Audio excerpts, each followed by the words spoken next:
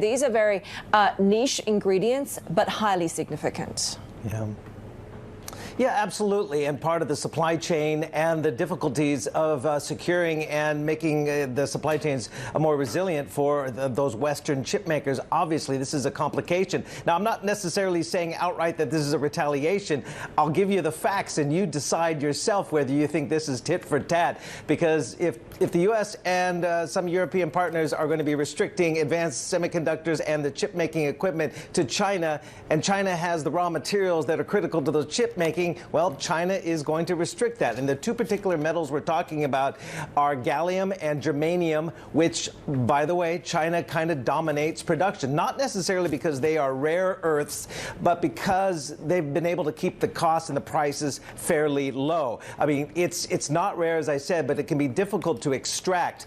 These are byproducts of other processes in processing coal and bauxite and the like, and China has plentiful supplies of that. So again, these are critical components, critical metals that go into compound semiconductors. Compound semiconductors are different from silicon. Silicon comes from a single element, whereas compound semiconductors are made from at least two metals or two elements. So compound semiconductors, as well as electric vehicles and telecommunications equipment and displays. So you can see, well, while we don't talk about gallium and germanium much, it's key, and we'll have to see where we go from here, whether these export controls that China has announced, the Commerce Ministry announced, will start being put into place from August 1st. So anybody in China who's selling it abroad will have to apply for an export license. Good luck there. Because, again, this is looks like it's a political retaliation. Looks like. Steve, but you said it, right? We really don't talk about these metals, gallium and germanium. Tell us a little bit about who else produces these metals, what then happens to prices if you don't have the supplies coming from China, and what happens to the products that they go into. Yeah, well, prices go up, I would imagine. It'll depend in the short term, obviously, what kind of stockpiles those buyers would have in the West. But you mentioned as well those other suppliers, and that will be key as well.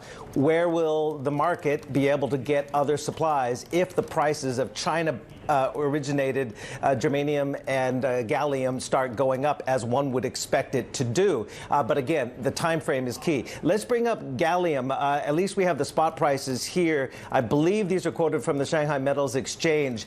It did go up overnight, about 5% in the last time I checked. But as you can see, prices have been a little bit depressed. Again, China has kept the prices of these key components low because they want to continue to dominate this market. So again, as we shift to other suppliers, and the other suppliers of gallium include Japan and South Korea, allies, of course, of the United States in the supply chain, but also Russia and Ukraine. Now, switch the page. We can look at germanium. There it is. The other suppliers are the U.S. and Canada, which helps the U.S., obviously, but also Belgium, and then there's Russia again. So don't expect too much germanium and gallium coming out of Russia for the global supply chain. But again, there are some alternatives. It's just a matter of how much time it will take to get those sources from those supplies from other sources.